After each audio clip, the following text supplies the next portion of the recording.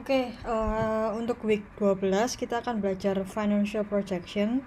Jadi ini sederhana aja, nggak perlu sampai terlalu dalam mengenai financial, cuman gambaran permukaannya aja supaya kalian paham dan paling nggak bisa kerjakan sedikit-sedikit untuk proyek bisnis plannya. Jadi pertama-tama yang harus kalian pahami adalah apa sih bedanya peramalan finansial sama proyeksi financial. Nah, kalau misalnya kita ngomongin peramalan itu berdasarkan fakta. Jadi fakta berdasarkan data-data yang ada, apa yang akan terjadi di masa depan. Tapi kalau projection itu lebih ke skenario yang diinginkan, yang kita harapkan gitu ya. Jadi kita pengennya kondisi finansial terbaik kita tuh seperti apa, itu yang disebut sebagai financial projection. Nah, fungsinya proyeksi financial ini apa sih buat startup business plan? Jadi kita ini sebenarnya dengan merancang ini kita tuh bisa tahu hasil di masa depan perusahaan kita ini dapat berjalan seperti apa dalam kondisi finansialnya, karena semuanya ujung-ujungnya duit gitu. Kalau misalnya kita nggak tahu kedepannya ini profitable atau gimana, ya mending nggak usah dijalankan gitu. Kemudian kita juga bisa tahu efektivitas bisnis kita, terus kita juga bisa tahu aset-aset apa sih yang bisa mendukung kita gitu. Jadi dengan kita nge-breakdown, kita tuh punya aset A, B, C, D. Kan dari financial projection ini sebenarnya kita bisa tahu aset mana yang paling bisa bekerja dengan baik, mana yang tidak. Jadi kalau yang tidak bekerja dengan baik kita juga bisa eliminasi dan atau gantikan yang lain gitu, daripada kita buang duit untuk hal-hal yang nggak penting. Dan yang terakhir, laporan finansial ini juga jika kita ingin mengembangkan bisnis kita dan ada investor yang mau tahu tentang bisnis kita, mereka akan minta gimana sih kondisi finansialmu. Nah, timbang kita nggak ngerti apa-apa tentang kondisi finansial, paling nggak kita bisa jawab sedikit-sedikit, kayak gini gitu ya. Dan gimana sih caranya menulis bagian finansial dalam bisnis plan kita? Jadi bagian keuangan itu ada 3 bagian dalam bisnis plan yang biasanya diminta. Yang pertama itu laporan laba rugi atau income statement. Kemudian cash flow projection atau proyeksi arus kas, dan neraca keuangan atau balance sheet. 3 ini yang biasanya diminta dalam sebuah laporan business plan startup. Nah, jadi dalam pengeluaran bisnis itu ada 2 kategori biaya. Ada pengeluaran karena kita memang mendirikan usaha baru, jadi misalnya biaya pendaftaran badan usaha, biaya produksi pertama kali, biaya merancang logo, apapun yang kamu keluarkan pertama kali dan nggak akan kamu keluarkan lagi di bulan-bulan berikutnya, itu disebut biaya pengeluaran pendirian usaha baru atau startup expenses.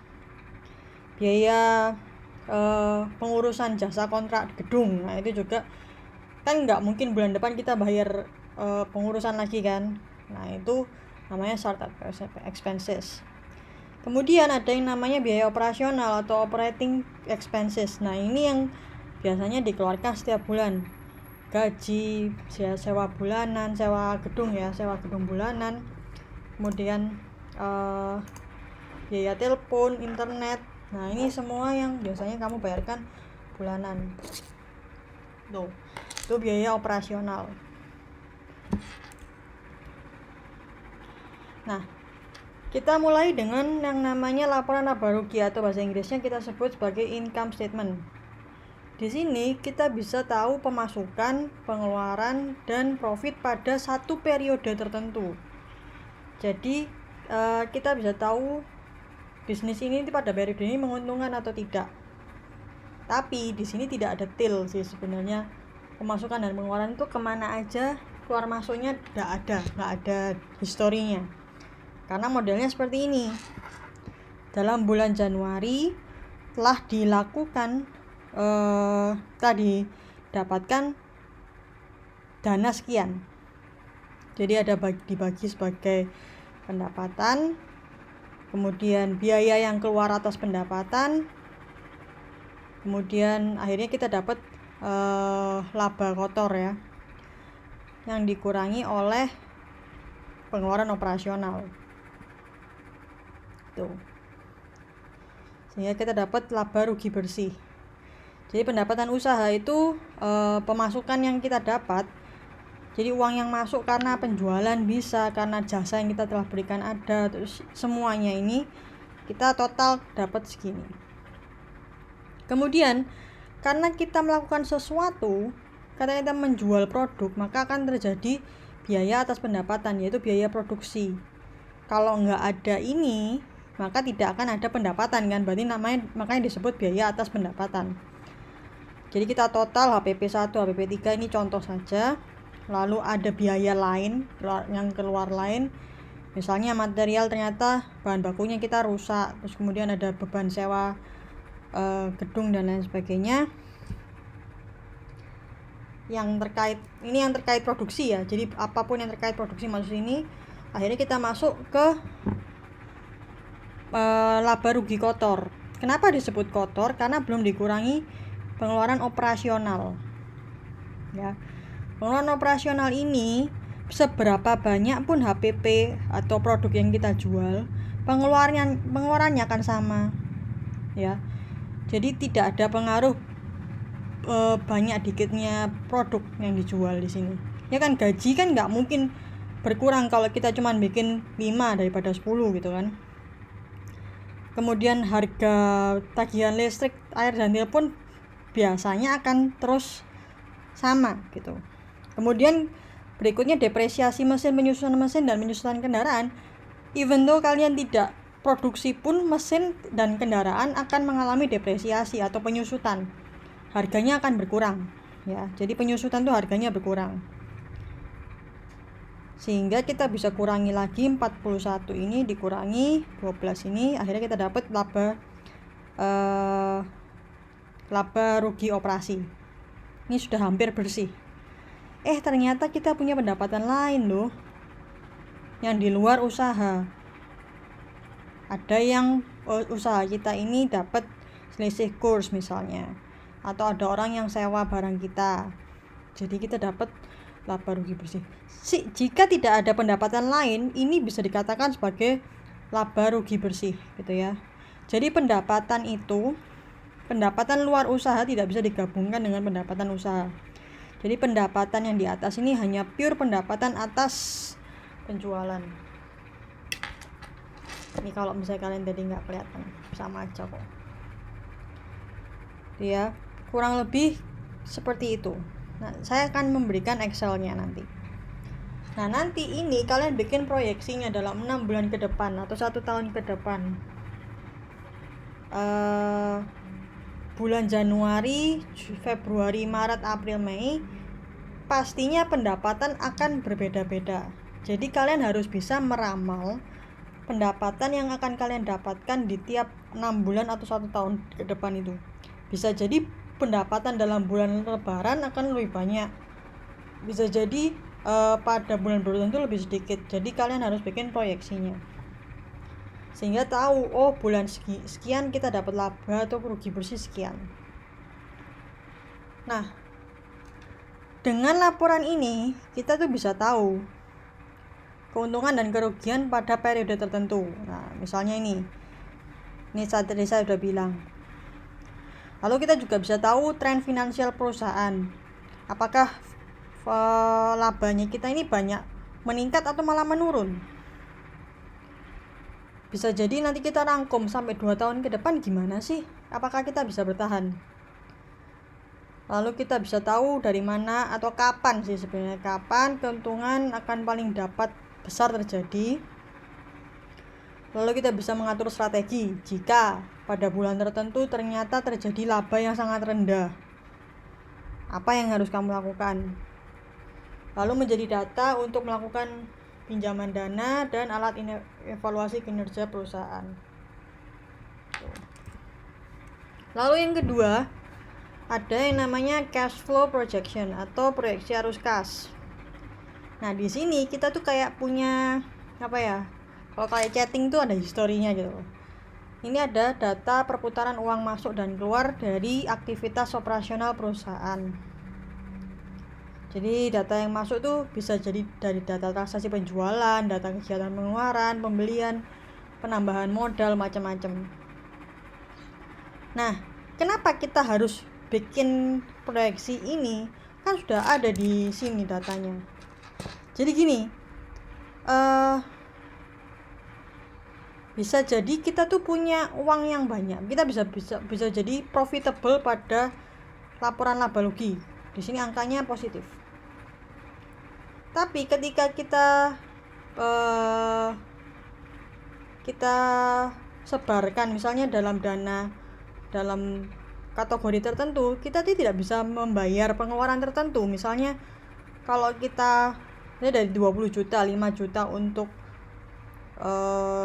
administrasi, 10 juta untuk gaji, ternyata kita tidak punya 10 juta untuk gaji. Uang kita tuh banyak tapi kategorinya untuk hal lain gitu. Kemudian bisa jadi ada uang yang tidak sesuai dengan data. Misalnya barang sudah keluar tapi itu ternyata belum dibayarkan, ada piutang. Nah, makanya penting nanti ada juga yang namanya neraca. Jadi pebisnis itu harus tahu kapan sih uangnya tuh di mana, terus berapa sebenarnya uang cash ini, uang nyata ini di mana, dan kapan harus pergi dan kapan uang datang. Dalam cash flow ada 2 metode, ada namanya metode langsung sama tidak langsung. Nah, kemudian uang arus kas masuk itu ada 2 juga. Ada yang sifatnya rutin, misalnya dari penjualan barang, kemudian piutang yang dibayar. Ada yang nggak rutin, yang tiba-tiba langsung dilakukan, misalnya penyewaan gedung, terus modal saham yang dijual, kan dapat duit tuh kita, kemudian bunga bank dan lain sebagainya. Ini uang masuk, kita terima uangnya, ini uangnya kita masukkan. Kalau uang keluar atau cash outflow, ada yang rutin, itu sifatnya beli bahan baku, bayar gaji, beli perlengkapan kantor dan lain sebagainya. Yang nggak rutin apa? Membayar utang, terus memberi aset, aktiva tuh aset, gedung misalnya, kayak kendaraan, membeli saham, bayar dividen. Nah, ini tidak setiap bulan kita lakukan, ya kan? Bayar dividennya setiap akhir tahun aja. Lalu yang tadi saya bilang, kalau di dalam cash flow itu duit itu dikategorikan. Ada yang namanya dikategorikan dalam aktivitas operasi, ada yang aktivitas investasi, dan aktivitas pendanaan. Jadi kita tahu nih duit kita ini di mana aja. Nah, ini maksud saya tuh di sini. Nah, aktivitas operasi itu adalah hal-hal yang terkait semua kegiatan yang dijalankan untuk bisa melaksanakan tujuan perusahaan. Misal aktivitas penjualan barang atau jasa, kemudian pembayaran kepada supplier. Kalau kita tidak melakukan keduanya, ini kan nggak mungkin kita bisa mencapai tujuan kan, tidak bisa beroperasional kan. Nah, itu. Kemudian pembayaran gaji karyawan, nah itu masuk ke aktivitas operasi. Kemudian pajak penghasilan, kontrak, bayar asuransi, itu semua masuk ke aktivitas operasi. Jadi hal-hal yang kalau kita nggak lakukan, maka usaha ini nggak jalan pasti, ya. Itu aktivitas operasi. Nah, kalau investasi ini biasanya untuk membeli aset, ya. Ini aset, beli gedung, kendaraan. Jadi aset yang berwujud, tidak berwujud. Aset tidak berwujud itu seperti apa? Hak cipta, merek, itu ya. Itu disebut aktivitas investasi. Lalu yang ketiga, aktivitas pendanaan. Ini misalnya kita melakukan jual beli saham. kita jual saham kita ke orang lain, ada yang mau memberi kita duit berupa saham. Lalu pelunasan pinjaman bank gitu ya. Biasanya kita satu usaha itu bisa jadi ngutang ke bank itu besar sekali. Itu aktivitas pendanaan. Nah, karena tadi pada awal saya sudah bilang laporan arus kas itu kan ada yang langsung dan tidak langsung ya. Kemudian ada 3 kegiatan utama, saya rangkum lagi, ada yang namanya operasional, investasi, pendanaan. Lalu ada lagi kas masuk dan keluar gitu ya. Ini kalau contoh laporan arus kas metode langsung. Kalau langsung itu masuk keluar. Jadi misalnya yang masuk langsung keluar, ada langsung di sini. Kalau yang tidak langsung nanti yang masuk sendiri, yang keluar sendiri gitu ya. Anggap aja gitu. Bedanya paling gampang di track itu. Sebenarnya bedanya banyak banget. Nah, ini kita lihat cash flow ini sudah dibagi loh jadi 3 bagian, kan? Ada aktivitas operasi di sini. Jadi ini dari pelanggan, kemudian keluar deh ke hutang yang pernah kita bayar. Jadinya ini dikurangi, ini dapat segini. Itu ya. Lalu ada kita membeli investasi tanah. Keluarkan duitnya. Kalau uangnya keluar, tandanya harus minus atau dikurung. Gitu ya. Kalau uang masuk tidak boleh ada apa-apa. Ini harusnya ada kurungnya gini. Kalau dari kegiatan pendanaan ada pemilik mau beli saham 25.000. Kemudian private ini adalah kayak semacam pengurangan dana kembali ke investor 2 juta. Akhirnya 25 kurang 2 juta jadi 23. Nah, lalu kita hitung arus kas bersih dari saldo kas bulan Januari itu berapa dong? Berarti kita hitung 2,9 dikurangi 20 juta minus kan? Terus ditambah lagi 23 juta. Sisanya berapa? Ini. Jadi ini bisa minus bisa plus. Gitu ya. Minus dan plusnya ini kan nggak kelihatan kan kalau kita cuman bikin di laporan arus kas. Kalau kita cuman tidak membagi-bagi ini, kita nggak bakal tahu sih sebenarnya pada bulan-bulan tertentu bisa jadi duit kita tuh minus.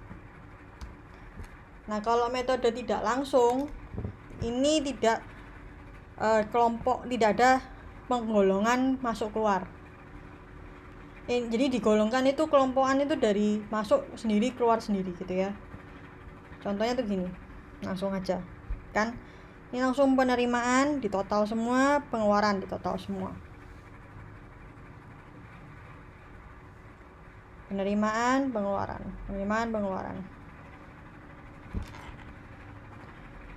Ketika kita sudah mendata itu semua, maka kita lihat polanya. Di sini ada menurut Harry tahun 2015, jika uang pada aktivitas operasi positif dan semuanya positif, maka perusahaan ini kondisinya sangat bagus.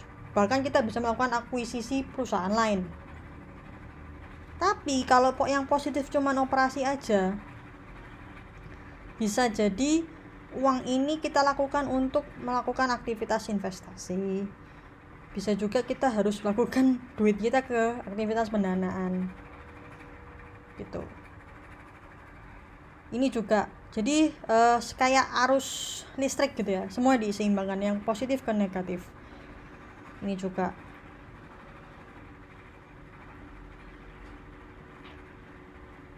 nah, kalau misalnya yang minus operasi, kita bisa melakukan jual. Misalnya kita investasi kita, hal-hal aset kita banyak banget nih ya kan, aset kita banyak, kita bisa jual untuk bisa membantu aktivitas operasional kita.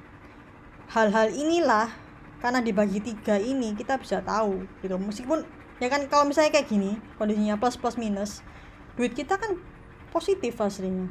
Ya ada duit, tidak mungkin nggak punya. Tapi kan ada kondisi pendanaan kita ini buruk. Maka harus ada penyeimbangan gitu.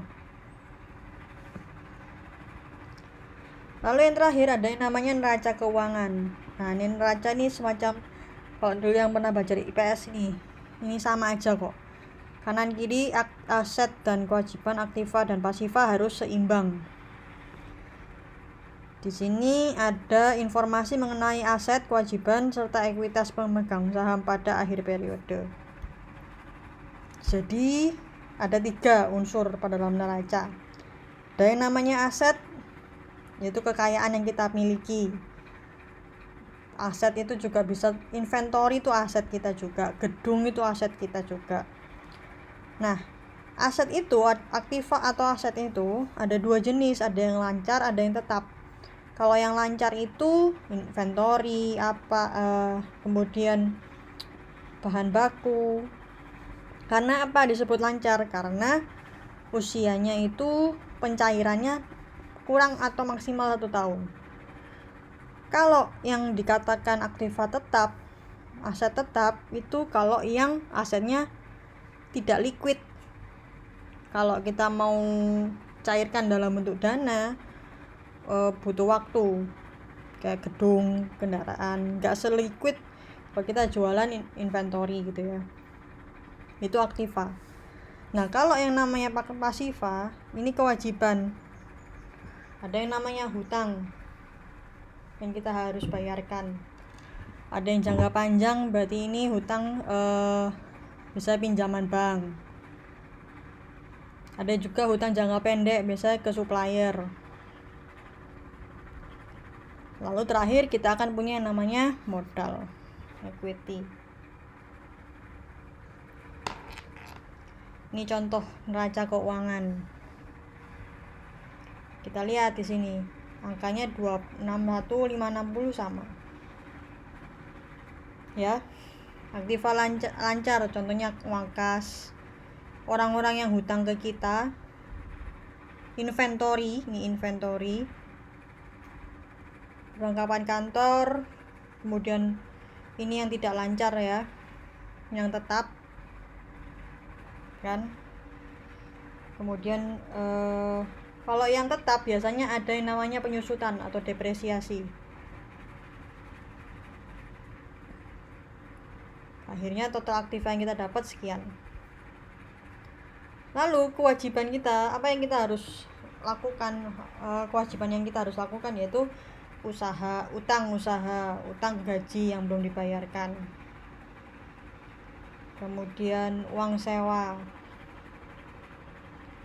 Bisa jadi juga ada wesel bayar yang tahun depan.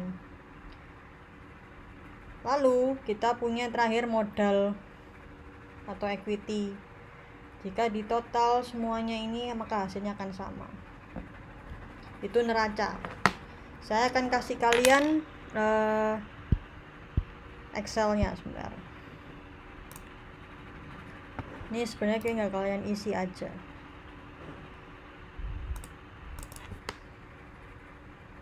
Nah, ini laporan laba rugi, ya kan? Kalian tinggal masukin aja. Ini angka-angka yang di sini tidak harus sama ya, kalian bisa tambahin, kurangin sendiri ya. Apapun itu. Jadi kalian paling enggak sudah bisa meramal apa yang harus kalian lakukan. Kemudian ini di total, ya kan? Lalu ini sudah ada rumusnya juga. Total pendapatan akan saya kurangi dengan biaya atas pendapatan, ya kan? Terus dapat laba rugi kotor. Kemudian ini semua akhirnya dapat laba rugi bersih 2641. Nah, kalau yang arus kas juga, cash flow-nya juga saya sudah lakukan. Tapi di sini jangan lupa untuk bikin angka negatif. Jadi yang ininya merah, yang melakukan pengeluaran jangan lupa dibuat negatif. Caranya gimana? Nanti di sini bisa accounting. Nah, kalau accounting kamu bisa tulis ini minus. Misalnya pengembangan kas dari customer ya. Ini saya bikin accounting semua. Misalnya penerimaan kas dari consumer itu kita 200.000.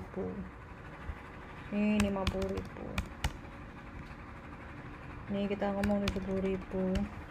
Sorry. 70.000. Ini sudah bisa dikurangi. ini sudah minus kalau sudah accounting ini 25.000, ini 100.000,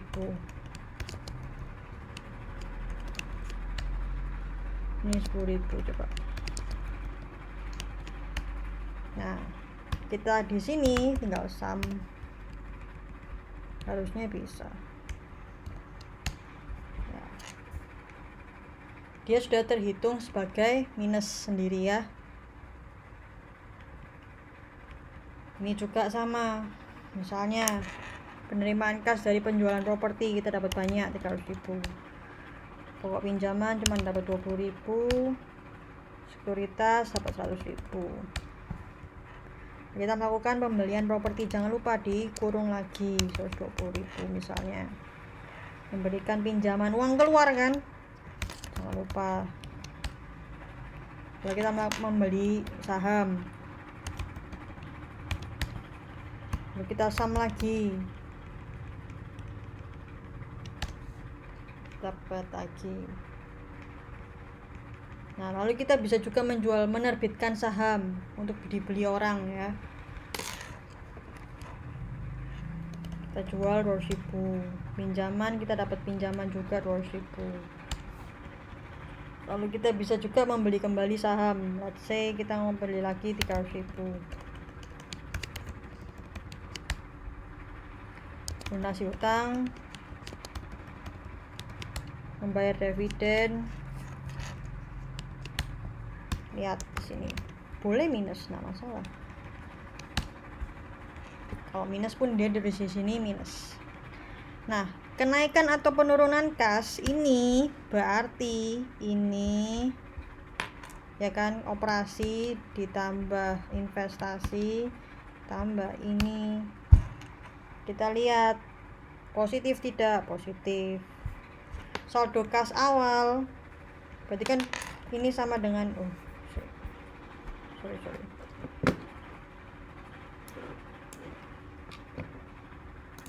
Awal ini akhir periode juga sama ya.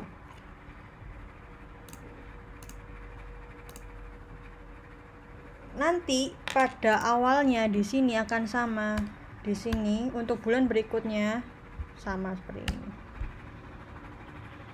Akhir periode pasti beda ya kan, karena isinya di sini beda. Jadi akhir nanti dikurangi sama penurunan atau penambahan kas di sini. Kalau di sini misalnya terjadi penurunan sekitar 200.000 misal ya, berarti di sini kan sum gitu. Nah, di sini geser lagi sama dengan and so on. Nah, neraca ini juga isinya, saya ulangi lagi, akan beda-beda, tidak perlu ngikuti punya saya. Yang paling penting ini aktiva dan pasiva angkanya sama, yang di sini dan di sini angkanya sama. Dan yang saya minta di neraca keuangan hanya 1 bulan saja, tidak perlu bikin bulan-bulan lain gitu ya. Kalau yang laba rugi ke arus kas paling enggak 6 bulan. Yang neraca ini tolong bedakan mana yang aktiva lancar sama tetap yang mana aja, utang jangka panjang, jangka pendek apa aja, dan modal yang keluar itu apa saja itu ya. Oke, sekian. Kemudian ada video lagi yang akan ada ilustrasi untuk kalian memulai usaha. Kenapa sih kita perlu bikin tiga laporan ini? Oke, terima kasih.